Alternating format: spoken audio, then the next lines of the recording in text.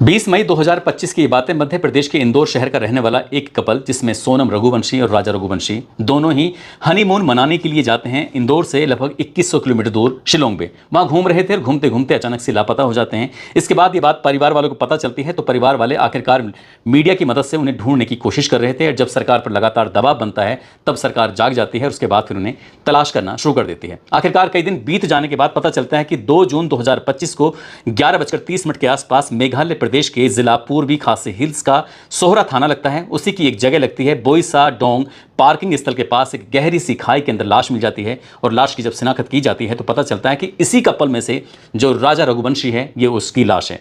अब ये लगातार मामला सुर्खियां बटोर रहा था, हाईलाइट हो रहा था। ऐसा कौन सा हिस्सा था भारत का जहां पर इस मामले की चर्चा शुरू नहीं हो रही थी। आखिरकार पुलिस पर दबाव बढ़ जाता है। पुलिस जब इस मामले की कोशिश कर रही थी तभी पिछले दिनों का यानी कि 23 मई 2025 का अंतिम बातचीत का एक ऑडियो होता है जो वायरल हो जाता है। सोनम रघुवंशी अपनी सास से बातचीत कर रही थी, सास से बातचीत का ये वीडियो वायरल हो जाता है ऑडियो। उसमें यह बताया जाता है कि सोनम का अपना एक उपवास है, उपवास होने की वजह से उसने खाने पीने की किसी चीज़ की बात नहीं कर रही थी। उसने कहा कि मैं कुछ भी नहीं खाऊंगी। जब पुलिस ने इस मामले की जांच पड़ताल करना शुरू किया है तब पुलिस की यहां से आंखें खुल जाती हैं कि कहीं ना कहीं सोनम का ही इसमें रोल है। दरअसल पुलिस पहुंच जाती है उस होटल में जो सिपारा होम स्टे होता है, वहां जाकर पूछताछ करती है कि क्या आपने सोनम को देखा, वो आई तो कब आई, कैसे आई। तो बताते हैं कि 23 मई 2025 को जिस दिन वो लापता हुआ था राजा रघुवंशी, वो उसी दिन उस होटल में आई थी। जब उन्होंने पूछा कि उसका व्यवहार कैसा था, कैसी बातचीत कर रही थी, क्या उसने कोई खाने का ऑर्डर दिया था कि नहीं दिया था, तब होटल का मालिक कहता है कि साहब हाँ उसने खाने का ऑर्डर दिया था, वो भी बहुत अच्छे अच्छे पकवान का ऑर्डर दिया था, बहुत ही सामान्य दिखाई दे रही थी।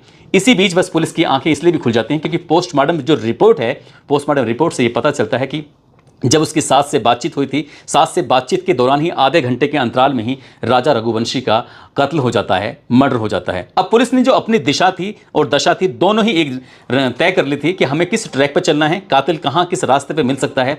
इसके बाद उन्होंने इस आसपास के इलाके में जहाँ जहाँ सोनम और राजा रघुवंशी घूम रहे थे उन इलाकों के जो नेटवर्क थे, मोबाइल टावर थे, उनको खंगालना शुरू किया। और इन टावरों पर कौन कौन चल रहा है, कौन कौन मोबाइल पर बातचीत कर रहा है, तब 3-4 नाम सामने आते हैं। आखिरकार पुलिस ने जब उन्हें पकड़ा, गिरफ्तार किया, तब देशवासियों को यकीन ही नहीं हो रहा था कि सोनम भी ऐसा कर सकती है। आज की इस कहानी के माध्यम से यही जानने की, समझने की कोशिश करते हैं कि आखिरकार सोनम ने अपने उन कातिलों के साथ मिलकर जिन्हें उसने हायर किया था, जो पति को मरवाया था, उनके साथ आखिरकार क्या क्या प्लानिंग की थी, कैसी प्लानिंग की थी। आदाब, नमस्कार, सत श्री अकाल। मैं उस्मान सैफी। आज की जो सच्ची घटना मैं आपको सुनाने जा रहा हूं, ये सच्ची घटना शुरू होती है मध्य प्रदेश के इंदौर शहर से। जो कपल अचानक से गायब हो जाता है, उसके बाद फिर मेघालय की पुलिस हो या फिर इंदौर की पुलिस हो, लगातार कोशिश कर रही थी। अब एक एक पल पल की जानकारियां मीडिया में लगातार प्रकाशित हो रही थी, चाहे वो इंग्लिश पेपर हो, हिंदी पेपर हो, इलेक्ट्रॉनिक मीडिया हो या फिर प्रिंट मीडिया हो या फिर साथ ही सोशल मीडिया हो। हर प्लेटफॉर्म पर बस 2 ही नाम थे, सोनम रघुवंशी और राजा रघुवंशी। राजा रघुवंशी की तो लाश मिल चुकी थी, वो तो मर चुका था, लेकिन अब सोनम रघुवंशी की जब तलाश थी तो तलाश होते होते ही पूरी हो जाती है 17 दिन के बाद। यानी कि वो गायब होती है 23 मई को और वो मिलती है 8-9 जून 2025 की रात। उत्तर प्रदेश के जिला गाजीपुर का थाना नंदगंज लगता है, उसी का इलाका लगता है अक्षापुर। अक्षापुर में एक काशी चाय का जायका नाम से एक ढाबा होता है। दरअसल एक लड़की जिसने ब्लैक कलर के कपड़े पहने हुए थे, उसकी उम्र लगभग 25 साल के आसपास होती है। उसने काली टी शर्ट, काली जींस पहनी हुई थी और वो अचानक से ऐसे बदहवास हालत में थी, उसके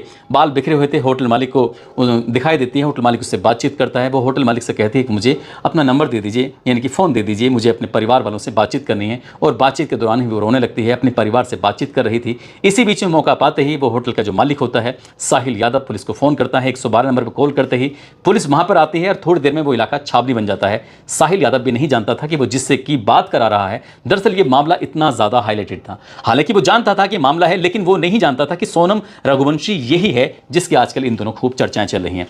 आखिरकार पुलिस आती है। पुलिस ने उसको, उत्तर प्रदेश की गाजीपुर की पुलिस ने 1 स्टॉप सेंटर होता है, उसमें जो सखी 1 स्टॉप सेंटर उसमें रखा जाता है। और ये सूचना इंदौर पुलिस को दी जाती है, यही सूचना मेघालय की पुलिस को दी जाती है। मेघालय की पुलिस कई टीमों में हिस्से में काम कर रही थी और कई हिस्सों में काम करने के दौरान ही एक टीम यहाँ पर पहुँच जाती है। यहाँ आने के बाद इसको सीधा लेके जाते हैं पटना एयरपोर्ट पर। लेकिन जहाँ जहाँ सोनम रघुवंशी जाती थी वहाँ वहाँ मीडिया के कैमरे उसका पीछा नहीं छोड़ रहे थे, चाहे वो उत्तर प्रदेश हो चाहे वो बिहार हो। आखिरकार बिहार के पटना में जब उसको लेके जाते हैं, यहाँ से वो उसे एयरपोर्ट पर जब लेके जा रहे थे, तो क्योंकि उसमें टाइम था अभी उनकी फ्लाइट का, तो इसलिए वो पास में ही एक फुलवारी शरीफ थाना होता है, वहाँ पर रख लेते हैं। तो पता चलता है कि कुछ ही देर में फुलवारी शरीफ थाना जो होता है वो सैकड़ों या उससे भी ज़्यादा संख्या में लोगों से घिर जाता है। वहाँ पर जैसे जैसे लोगों को पता चल रहा था कि सोनम रघुवंशी इसी थाने के अंदर है, तो उस थाने के आसपास परिसर में चाहे मीडिया वाले हों, आम लोग हों, हर कोई एक झलक पाने के लिए सोनम रघुवंशी की यहाँ पर खड़ा हो जाता है। पुलिस को लगता है कि कहीं इसकी जान को खतरा ना हो जाए, इसलिए भारी सुरक्षा के साथ इसको एयरपोर्ट पर लेके जाते हैं ताकि वही वहाँ भले ही चाहें इंतजार करना पड़े। आखिरकार इंडिगो की फ्लाइट का इंतजार किया जाता है 6E775 जो इसे कोलकाता लेके जाने वाली थी।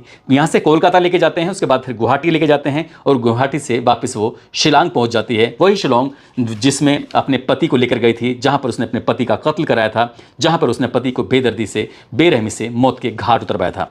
दरअसल पूरे रास्ते में ये सर झुकाई हो जाती है गूंगी की तरह। गूंगी मैंने इसलिए कहा क्योंकि भारतीय जनता पार्टी की एक सांसद हैं कंगना रनौत, जो कि बॉलीवुड की हीरोइन भी हैं, वो अपने एक ट्वीट करते हुए कहती हैं कि ये गूंगी ही बनी रही, काश इसने अपना मुंह खोला होता, अपनी जुबान खोली होती, अपने परिवार को ये कहानी बताई होती कि वो किसी से प्यार करती है, तो शायद परिवार वाले मान जाते। लेकिन जिस तरह से उसने पूरे परिवार को कटघरे में लाकर खड़ा कर दिया है, वो वाकई एक अभी भी गूंगी का रोल अदा कर रही है और वो पहले भी गूंगी का रोल अदा कर रही थी। इसलिए हमने भी अपनी इस कहानी में उसको गूंगी को संबोधित किया था।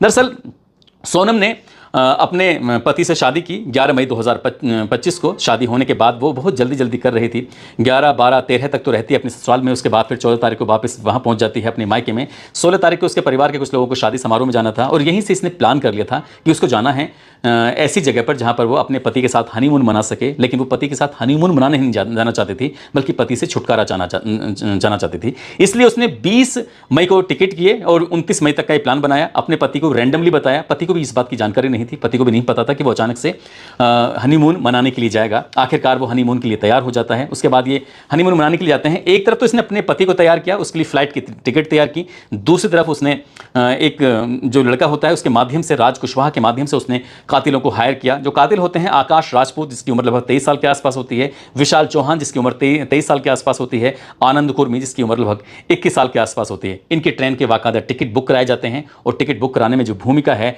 या करवाती है वो सोनम रघुवंशी खुद करवाती है। आखिरकार ये भी इसके आसपास जहां ये रहती है उसी के आसपास के मोहल्ले के नंदबाग के निवासी होते हैं और ये 7-8 दिन के टूर के हिसाब से निकले थे कि इनको एक टास्क दिया गया था, इनको एक जिम्मेदारी दी गई थी। जहां सोनम और राजा रुके हुए थे, महज 1 किलोमीटर के फासले से ही इन हत्यारों का, इन कातिलों का भी होटल था, ये भी आसपास रुके हुए थे। और ये फोटोशूट के बहाने 23 मई 2025 को ये कहती है कि हमें कोरसा चलना है, कोरसा में बहुत अच्छे फोटो आते हैं, हमें वहाँ पर फोटो खींचने, सेल्फी लेनी है और वीडियोग्राफी करनी है। जो अपने पति से बातचीत करती है तो अभी एक स्कूटर लेते हैं और आराम से चले जाते हैं। रास्ते में ही 3 व्यक्ति मिलते हैं, वही तीनों व्यक्ति जिसमें एक आकाश होता है, एक का नाम विशाल होता है, एक का नाम आनंद होता है। ये रास्ते मिलते हैं और ये रास्ते मिलने के बाद जान पहचान बढ़ाते हैं और जान पहचान की बात जो सामने आती है, एक गाइड जो होता है, गाइड से पता चलता है कि जो पहला गाइड जिसको इन्होंने रिजेक्ट कर दिया था उसी ने पुलिस की जांच में ये बताया था कि इस तरह से इस दंपति के साथ 3 अन्य थे जो कि हिंदी में बात कर रहे थे।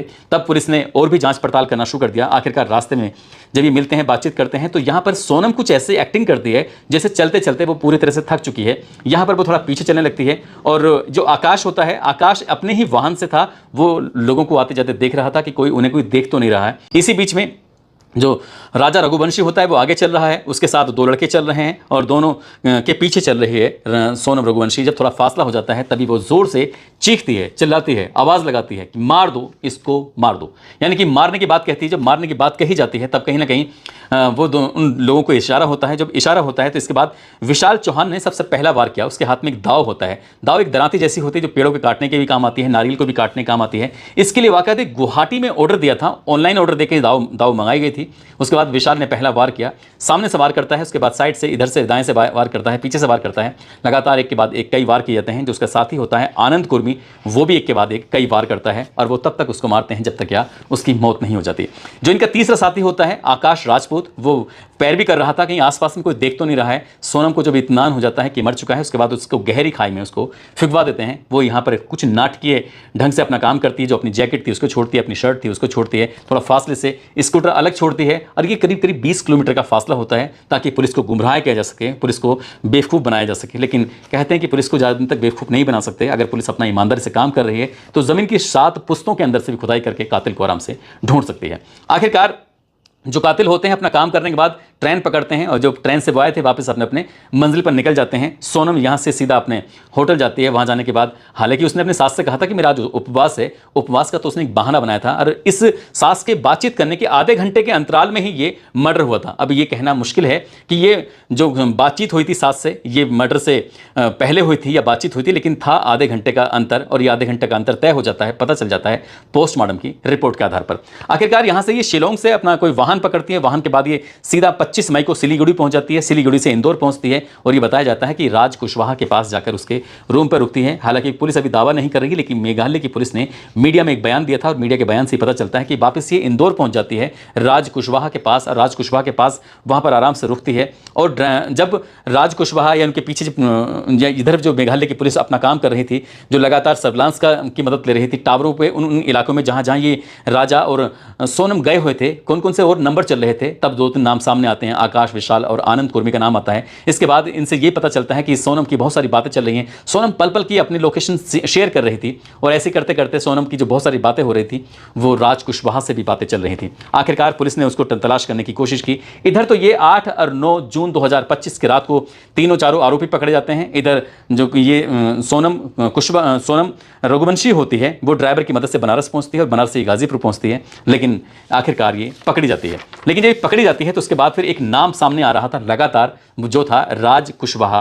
राज कुशवाहा के बारे में अगर हम बातचीत करें तो राज कुशवाहा वैसे तो उत्तर प्रदेश के कानपुर के गांव लगता है रामपुर, वहां का मूल निवासी होता है। लगभग 10 साल पहले वो कानपुर से सीधे पहुंच जाते हैं इंदौर अपने पिता के साथ। पिता राम नजर सिंह, जो कि 11 मई साल 2020 की बात है, उन्हें ब्रेन ट्यूमर हो जाता है और ब्रेन ट्यूमर में उनकी मौत हो जाती है। इनके 3 बच्चे होते हैं, 2 बेटियां, 1 बेटा जिसका नाम राज कुशवाहा होता है। परिवार की स्थिति इतनी खराब बताई जाती है कि आसपास के लोगों ने चंदा इकट्ठा किया और कोरोना काल के अंदर चंदा इकट्ठा करने के दौरान ही उनके शव का अंतिम संस्कार किया था। अब फिलहाल परिवार में 2 बहनें, 1 भाई और 1 माँ है। माँ यानी कि चुन्नी बाई और 2 बहनें।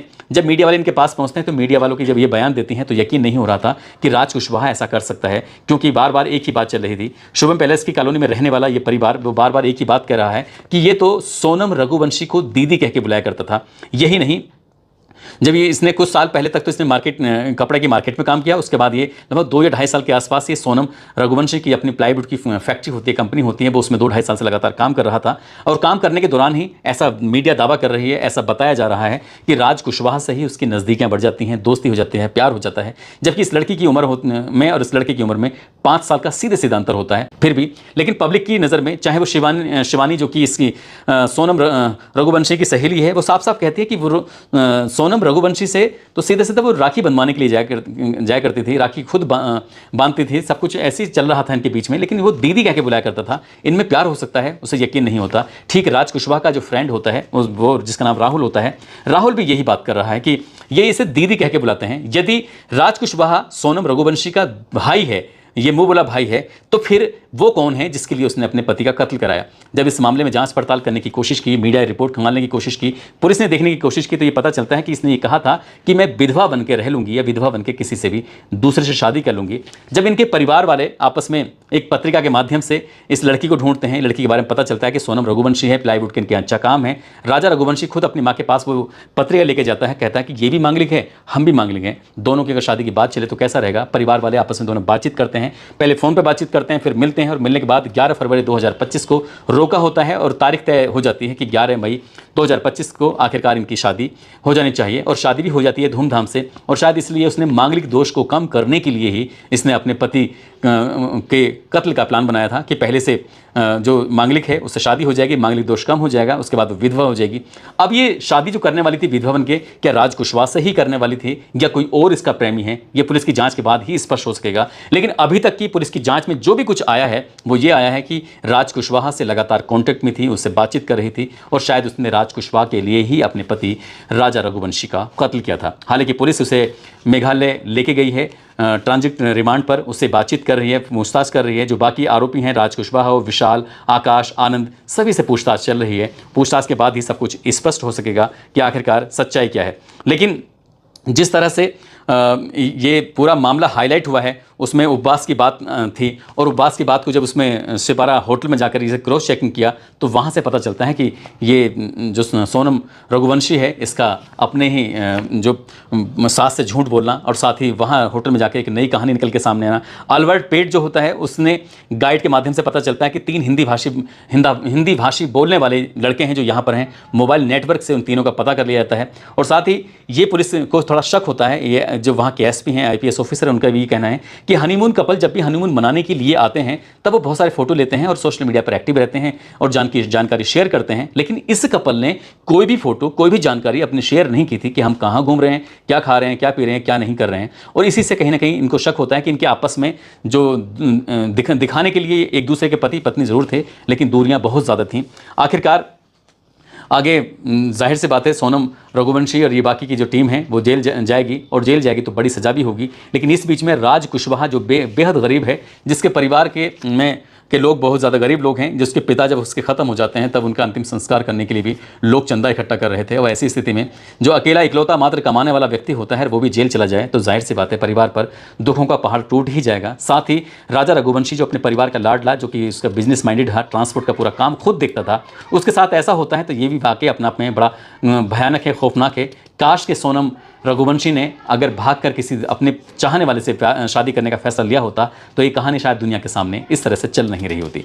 दोस्तों, इस पूरे घटनाक्रम को सुनाने का उद्देश्य किसी को परेशान करना नहीं है, किसी का दिल दुखाना नहीं है, बल्कि आपको जागरूक करना है, आपको सचेत करना है, और जाते जाते ये बताना है कि मेघालय के मंत्री होते हैं अलेक्जेंडर लालू हेग ने एक बयान दिया। उन्होंने कहा कि राजा रघुवंशी और सोनम रघुवंशी के परिवार ने जिस तरह से मेघालय के स्थानीय लोगों के लिए, मेघालय की पुलिस के लिए, मेघालय की सरकार के लिए लगातार सवाल खड़े कर दिए थे, जबकि उनकी सरकार का, उनके स्थानीय लोगों का इस पूरे मामले में कोई रोल नहीं था। सोनम का और राजा का इनका व्यक्तिगत मामला था, पूरी सरकार को बदनाम कर दिया, सबको बदनाम कर दिया। उन्हें सार्वजनिक मंच पर आकर माफ़ी मांगनी चाहिए। यदि वो माफ़ी नहीं मांगेंगे तो सोनम और राजा रघुवंशी के परिवार पर मानहानि का केस ठोंका जाएगा और उनसे इस बात पर लड़ाई लड़ी जाएगी। उन्हें फिर बताया जाएगा कि किसी को बदनाम करने का क्या नतीजा होता है।